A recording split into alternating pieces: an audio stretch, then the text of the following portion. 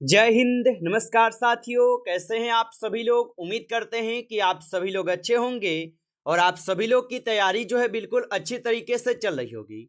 तो साथियों, आज के इस क्लास में हम सभी लोग जो है बीएसएससी कार्यालय परिचारी भर्ती 2026 के एग्जाम के लिए साथियों ऐसे इंपोर्टेड और चुनिंदे क्वेश्चन को देखेंगे जो कि आपके बीएसएससी कार्यालय परिचारी भर्ती 2026 के एग्जाम के लिए जो है काफी इंपोर्टेंट है। तो आप इस क्लास को बिल्कुल अच्छी तरीके से लास्ट तक देखिएगा और इस क्लास में दिए जाने वाले इन सभी क्वेश्चनों को आप अच्छे से जरूर याद कर लीजिएगा, जिससे कि आप जो है अपने एग्जाम में सभी क्वेश्चन को आसानी तरीके से जो है बना पाएंगे। तो चलिए साथियों, क्लास को स्टार्ट करते हैं। उनसे पहले यदि आप इस चैनल पे पहली बार जुड़े हैं तो साथियों आप जो है इस चैनल को सब्सक्राइब कर लीजिए और सब्सक्राइब करके आप ऑल नोटिफिकेशन को ऑल पे दबा के जुड़ जाइए, जिससे कि जब भी कोई नई क्लास हो सबसे पहले क्लास का नोटिफिकेशन आपके पास पहुंच सके। तो आप इस चैनल को सब्सक्राइब कर लीजिए, साथ ही साथ आप जो है इस क्लास को भी लाइक जरूर कर लीजिएगा। तो चलिए क्लास को स्टार्ट करते हैं और देखिएगा साथियों क्वेश्चन क्या दिया गया है। साथियों क्वेश्चन यहाँ पे दिया गया है कि 73वां संविधानिक संशोधन का संबंध जो है ना किससे है। चलिए बताइएगा आप। ये सभी क्वेश्चन काफी इंपोर्टेंट और चुनिंदे क्वेश्चन हैं जो आपके एग्जाम में जो है 100% ये सभी क्वेश्चन पूछे ही जाएंगे। तो आप अच्छे से इन सभी क्वेश्चनों को याद जरूर कर लीजिएगा और बताइएगा कि 73वां संविधानिक संशोधन का संबंध किससे होगा। तो याद रख लीजिएगा, इनका संबंध हो जाएगा पंचायती राज से। ऑप्शन यहाँ पे सी सही जवाब है, पंचायती राज से है। अगला क्वेश्चन देखिएगा, क्वेश्चन है कि बिहार में बहने वाली नदियों में किसका उद्गम जो है अमरकंटक में है। चलिए बताइएगा आप कि बिहार में बहने वाली नदियों में किसका उद्गम अमरकंटक में हो जाएगा। तो याद रख लीजिएगा, यहाँ पे हो जाएंगे सोन का अमरकंटक में उद्गम। ऑप्शन यहाँ पे डी सही जवाब है। अगला क्वेश्चन देखेंगे कि ट्राइट्रियम निम्नलिखित में से किसका समस्थानिक है। चलिए बताइएगा कि ट्राइट्रियम निम्नलिखित में से किसका समस्थानिक है। तो ये समस्थानिक हो जाएंगे हाइड्रोजन के। ऑप्शन यहाँ पे बी सही जवाब है, हाइड्रोजन के होगा। अगला क्वेश्चन देखेंगे, क्वेश्चन है कि बिहार में तेल शोधक कारखाना कहाँ पर है। चलिए बताइएगा आप कि बिहार में तेल शोधक कारखाना कहाँ पर है। तो बिहार में तेल शोधक कारखाना जो है ये बरौनी में है। ऑप्शन यहाँ पे डी सही जवाब है, बरौनी में होगा। आगे देखेंगे, क्वेश्चन दिया गया है कि भारत में महिलाओं के लिए स्थान जो है आरक्षित है। चलिए बताइएगा आप कि भारत में महिलाओं के लिए स्थान जो है कहाँ पे आरक्षित है। तो भारत में महिलाओं के लिए स्थान जो है ये आपके पंचायती राज संस्थाओं में आरक्षित है। ऑप्शन ए हो जाएगा सही जवाब। अगला क्वेश्चन देखेंगे, क्वेश्चन है कि राष्ट्रपति चुनाव संबंधित मामले किसके पास जो है भेजे जाते हैं। चलिए बताइएगा आप कि राष्ट्रपति चुनाव संबंधित मामले किसके पास भेजे जाते हैं। तो याद रख लीजिएगा, यह भेजे जाते हैं उच्चतम न्यायालय के पास। ऑप्शन यहाँ पे सी सही जवाब है, उच्चतम न्यायालय के पास भेजे जाते हैं। अगला क्वेश्चन देखेंगे, क्वेश्चन है कि खाद्य श्रृंखला में बनती है। चलिए बताइएगा आप कि खाद्य श्रृंखला में बनती है। तो याद रखेंगे, खाद्य श्रृंखला में जो है उत्पादों, उपभोक्ताओं एवं अपघटकों से बनते हैं। ऑप्शन ए यहाँ पे सही जवाब होगा। अगला क्वेश्चन देखेंगे, क्वेश्चन पूछा है निम्नलिखित में से कौन मौलिक अधिकार नहीं है। चलिए बताइएगा आप कि निम्नलिखित में से कौन मौलिक अधिकार नहीं है। तो याद रखेंगे, हड़ताल पर जाने का अधिकार ये मौलिक अधिकार नहीं है। ऑप्शन सी सही जवाब है। आगे देखिएगा, क्वेश्चन पूछा है कि निम्न में से किस गवर्नर जनरल ने भारत में दास प्रथा को समाप्त किया था। चलिए बताइएगा आप कि निम्न में से किस गवर्नर जनरल ने भारत में दास प्रथा को समाप्त किया था। तो याद रख लीजिएगा, यहाँ पे समाप्त किए गए थे किसके द्वारा। तो आप बताएंगे यह किए थे लॉर्ड एलन बरो ने। ऑप्शन यहाँ पे बी आपका सही जवाब है। अगला क्वेश्चन देखेंगे कि किन्वन प्रक्रिया में है। चलिए बताइए, तो किन्वन प्रक्रिया में जो है शर्करा का एल्कोहल में रूपांतरण होगा। ऑप्शन यहाँ पे 20 क्वेश्चन का सही जवाब है।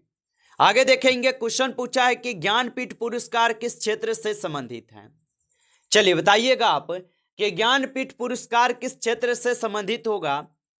तो ज्ञानपीठ पुरस्कार जो है ये साहित्य से संबंधित है। ऑप्शन ए यहाँ पे सही जवाब है, साहित्य से संबंधित है। अगला क्वेश्चन देखेंगे, क्वेश्चन है भारत में खेलों के क्षेत्र में दिए जाने वाला सर्वोच्च पुरस्कार कौन सा है। चलिए बताइएगा आप कि भारत में खेलों के क्षेत्र में दिए जाने वाला सर्वोच्च पुरस्कार कौन सा है। तो याद रख लीजिएगा, अब खेल रत्न पुरस्कार होगा।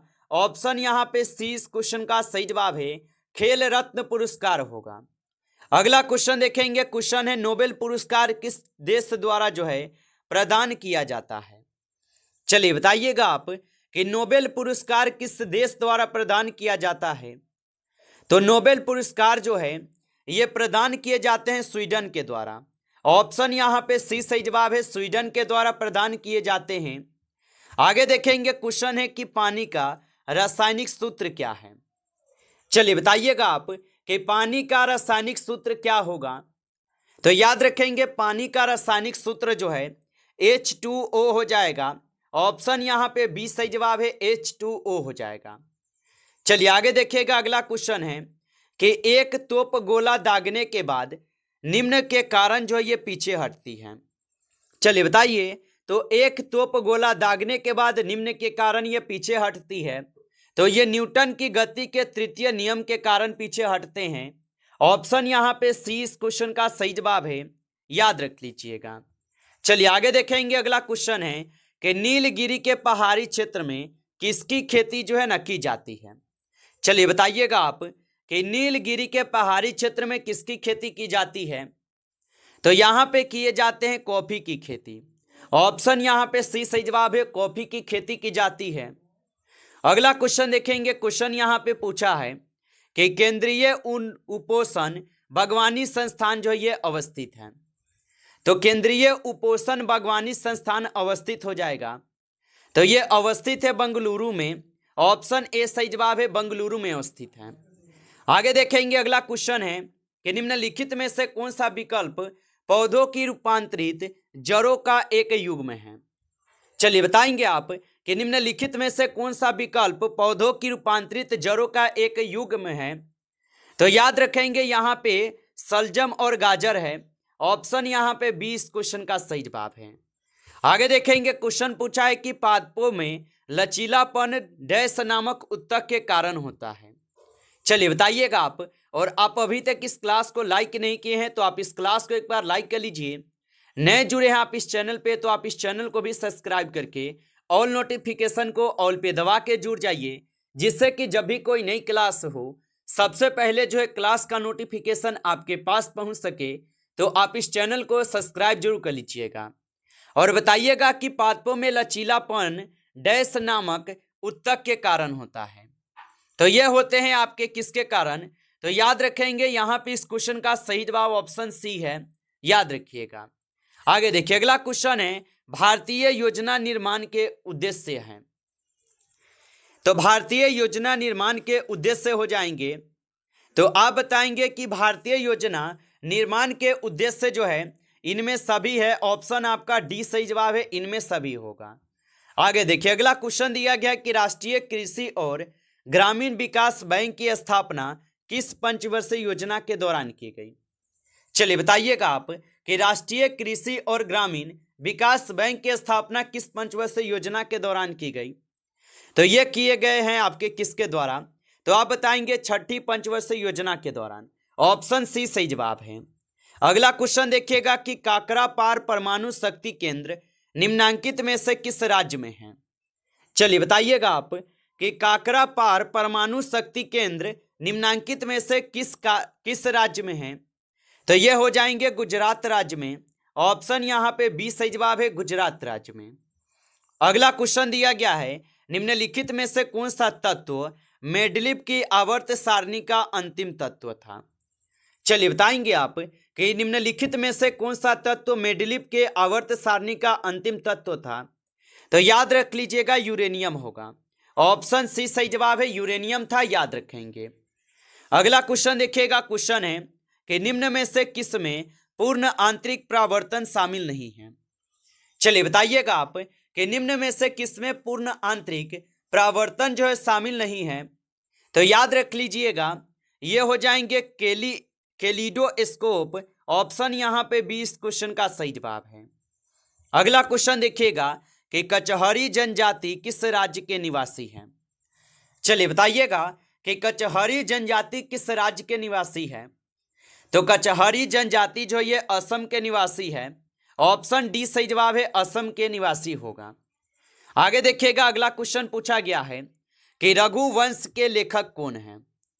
चलिए बताइएगा आप कि रघुवंश के लेखक कौन होगा। तो याद रखेंगे, रघुवंश के लेखक जो है कालिदास हैं। ऑप्शन यहाँ पे बी सही जवाब है, कालिदास होगा, याद रखेंगे। अगला क्वेश्चन देखेंगे कि चंद्रमा की धरातल पर दो व्यक्ति एक दूसरे की बात नहीं सुन सकते क्योंकि डैश हैं।